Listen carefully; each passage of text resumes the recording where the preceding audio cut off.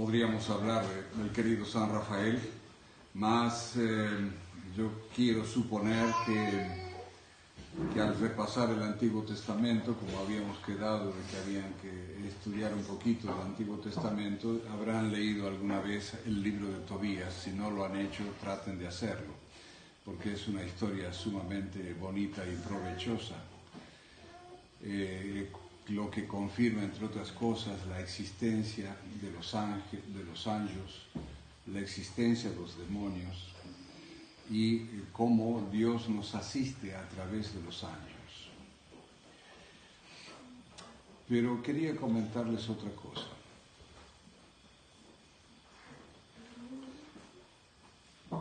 Vivimos un tiempo que, especialmente después de la Revolución Francesa, hay palabras que parecen sacras, que si uno toca esas palabras suena como a deidad. Y una de esas palabras es democracia. Si vos no eres demócrata, mala cosa. Si tú no te dejas gobernar por el número, mala cosa. Y no es tan así. La democracia es un método de elección de un gobierno y nada más. No es una panacea, una cosa que haya que rendirle culto. Y sobre todo, no debemos caer en el error de pensar que el número determina la verdad. Lembren siempre que, por ejemplo, en la secta Fera Santa, una democracia crucificó a Cristo. O sea, los sumos sacerdotes movieron la voluntad del pueblo a pedir la crucifixión de nuestro Señor, y una multitud empezó a gritar cuando Pilatos dice: ¿y qué voy a hacer con este? Una multitud gritó: crucifícale. Entonces, la democracia no siempre vox populi, vox Dei. Pueden ser que se hayan dado otras circunstancias en donde la voz del pueblo haya sido boa, mas siempre nos debemos estar pensando, si tal cosa, si hay una multitud que aprueba algo, bien, ver si esa cosa aprobada es boa, y si no sumarnos a ese número. Ojo. Porque Dios nos da la inteligencia para poder movernos con inteligencia, no como... ¿Quién está ahí hablando?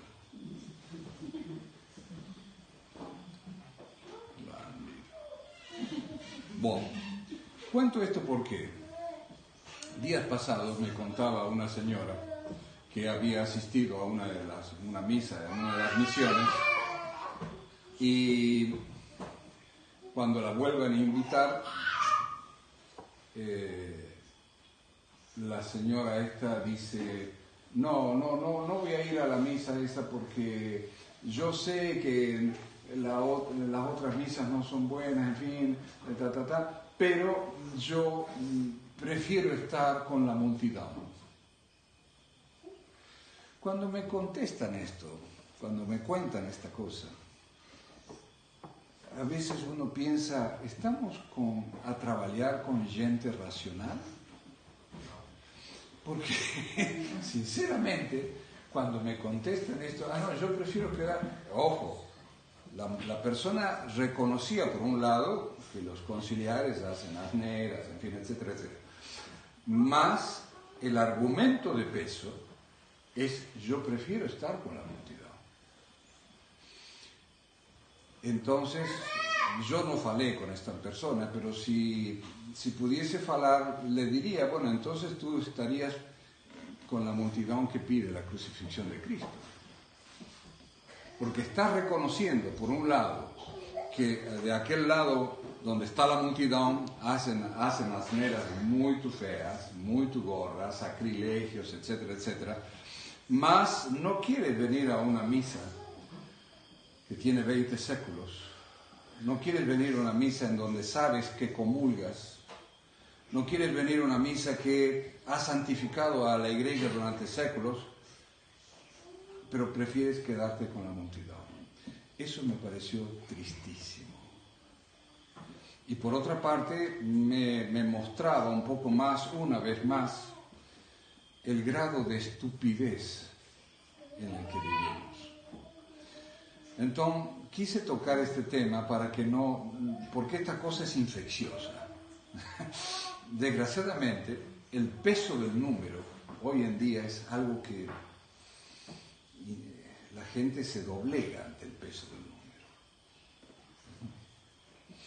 Por otro lado, es señal también de que no se ha leído la Sagrada Escritura o que no se ha prestado, no se ha meditado en la palabra de nuestro Señor, porque ¿dónde fue? El domingo pasado. En el Evangelio se leyó aquella frase que dice: no temáis, pequeño rebaño, porque se os ha dado, Dios ha tenido gracia de daros a vosotros el reino. Dice pequeño rebaño, no dice una multitud de gente. Entonces, cuando a veces incluso, y eso se los digo de todo corazón, a veces el demonio puede trabajar como diciendo: ¿qué hacemos acá? 4 gatos pingados. ¿Por qué no nos vamos a la parroquia que hay mucha más gente? No. Precisamente, cuando haya mucha gente, voy a ponerme a pensar si las cosas están a hacerse bien. O sea, porque generalmente cuando hay grandes multitudes, hay que pensar si se está a seguir el camino recto. Porque por otra parte también Cristo nos está a decir: ojo, andar por el camino estreito, ¿no? Por la senda estreita, y pasar por la puerta estreita, porque largo y espacioso es su camino que lleva a la perdición. O sea, el Evangelio es exactamente antidemocrático, antimayoría. Entonces, cuando incluso a la gente, cuando ustedes le digan: estamos yendo a una misa tridentina, estamos siguiendo a ver, manga de doido, pero 4 gatos, ¿qué van a hacer ahí? Respiren hondo y alégrense. Alégrense.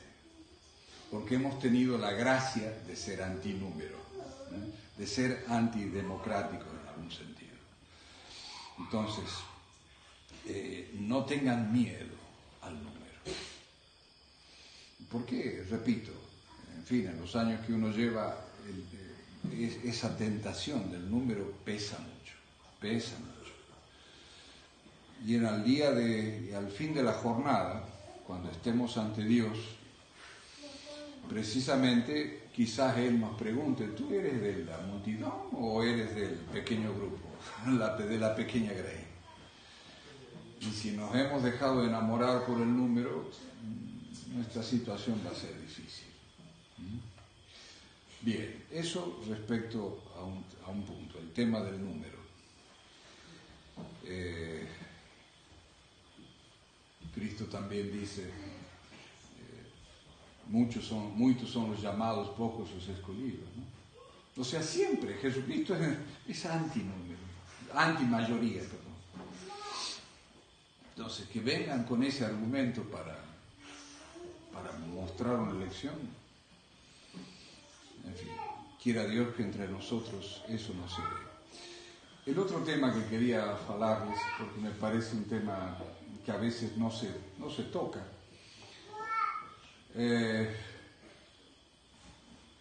cuando se fala, por ejemplo, en el catecismo del pecado, generalmente se fala que hay 2 tipos de pecado: pecado grave, pecado venial. El pecado grave rompe la amistad con Dios, el pecado venial no.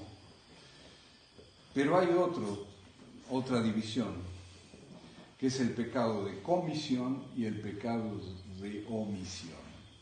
El pecado de comisión es cuando yo robo algo, rompo algo, mato a alguien.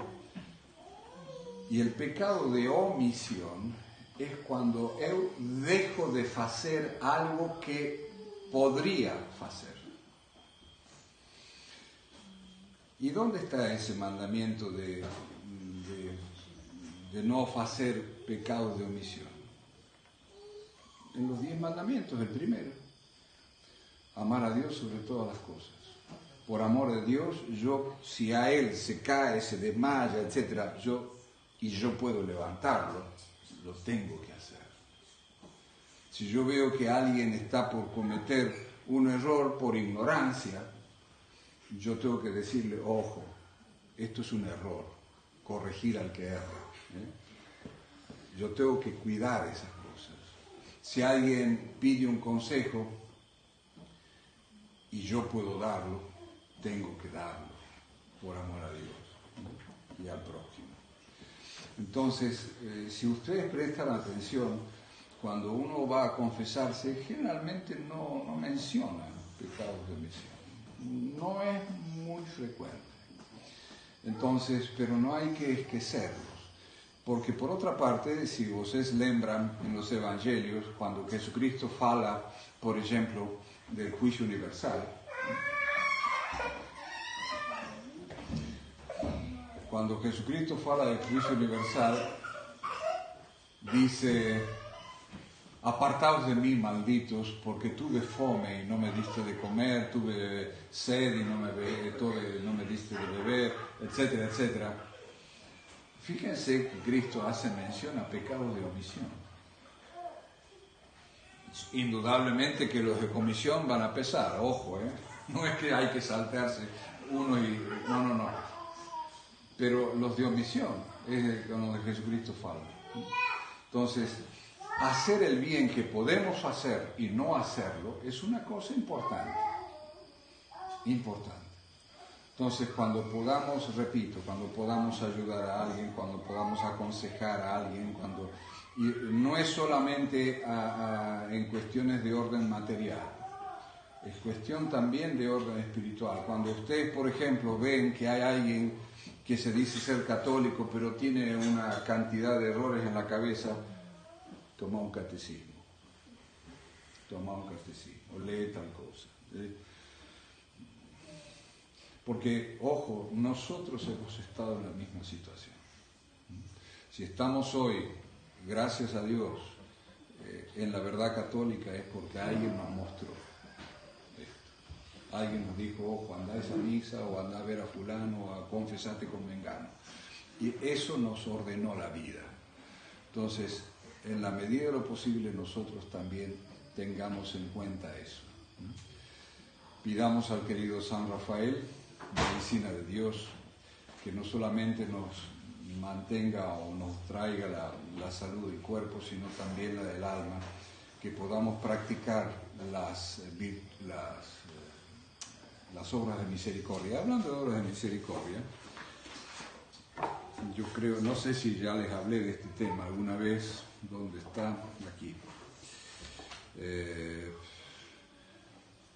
Yo les dije que íbamos a tratar de todas las veces, o alguna misa por medio por lo menos, leer algunas de estas cositas para que no se nos olvide que esto es un montón de error, de horror. Precisamente hablando de las obras de misericordia, en el número 2447, dice este catecismo herético: las obras de misericordia son las acciones caritativas por las cuales socorremos al próximo en sus necesidades corporales y espirituales. Vayan contando. Instruir, aconsellar, consolar, confortar, son obras de misericordia espiritual, como también perdonar y soportar con paciencia. 6.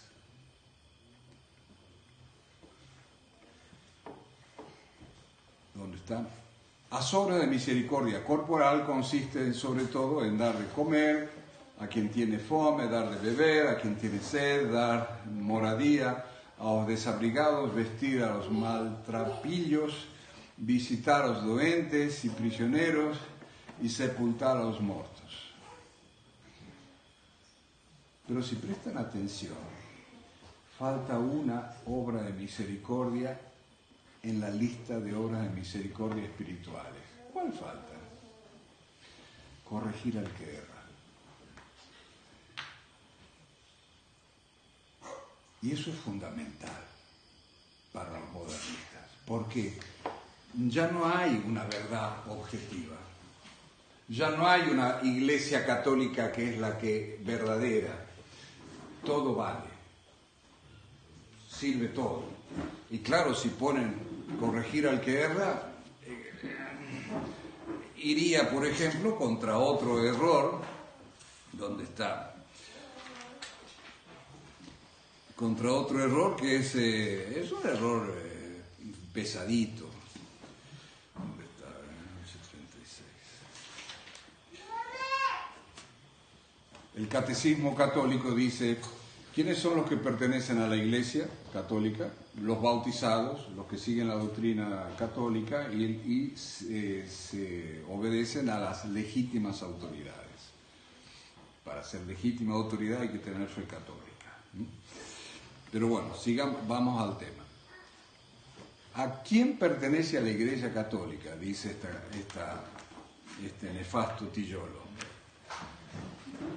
Todos los hombres, pues, son llamados a esta católica unidad del povo de Deus, que prefigura y promueve a paz universal. Esto me suena cheiro masónico. A ella pertenecen y son ordenados de modo diverso os fieles católicos. Okay. Que os otros creyentes en Cristo. Acá entran todos los protestantes. Que, en fin, os homens en general, llamados a la salvación por la gracia de Dios. Pronto. Todos pertenecen a la iglesia. Todos están en la verdad. Por eso que no han puesto la obra de misericordia a corregir al que erra. Vean lo nefasto que es esto. Lo nefasto. Claro, porque si todos pertenecemos a la iglesia, etcétera, etcétera, primero, número uno, no voy a salir a predicar, porque además si acá hay un bombón, un ateo, un judío, todos pertenecen a la iglesia, aunque no lo quieran, o no lo digan que no.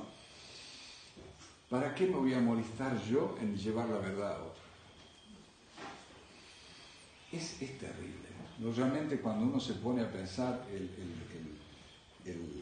trastorno intelectual que implica esta cosa, nefasto. Jesucristo me dice, id y pregad a todas las gentes. El que cree y se convierta se salvará, el que no se condenará. Y esto me dice que pertenecen a la iglesia los católicos, los protestantes, los ateos, los paganos, todo bicho que camina, ya pertenece, por narices. Pero esto es bueno, esto que acabamos de leer, es bueno como un argumento apologético respecto a nosotros. Porque cuando nos vengan a chatear con que nosotros estamos en una secta, no somos católicos, pará, ¿cómo que no somos católicos? Acá ustedes dicen que todos somos católicos, ¿por qué me rechazás a mí? Claro,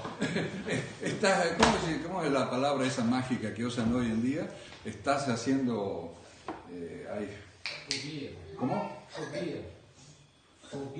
Fobia, pero hay otra más. ¿Es cristofobia o...? ¿Estás haciendo cristofobia o como... Discriminación, esa me gusta más. Me estás discriminando.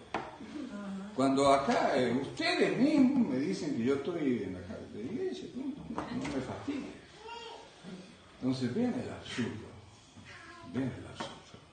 Entonces aprovechen esas estupideces para divertirse. Porque hay que divertirse con los imbéciles. Realmente es que ya es una cosa que se ve que ya no usan la inteligencia. La tienen solamente para ver televisión. Nada más. Pronto, acabó. Que los santos ángeles nos ayuden y nos iluminen siempre y mantengan nuestra inteligencia sana. Porque una de las peores cosas que podemos tener es ser doidos. Yo digo, no sé si alguna vez han ido, acá en Brasil hay una cosa que a mí me impresionó muchísimo. En Barbacena hay un museo de la locura. Si un día pueden, vayan, vale la pena. Porque es el Museo de la Locura es como te dijesen, vas a ver un poquito de lo que puede ser el infierno. Y si hay una cosa que debe ser espantosa es perder la razón. Porque es la potencia más noble, es la potencia que nos asemeja a los ángeles. La razón.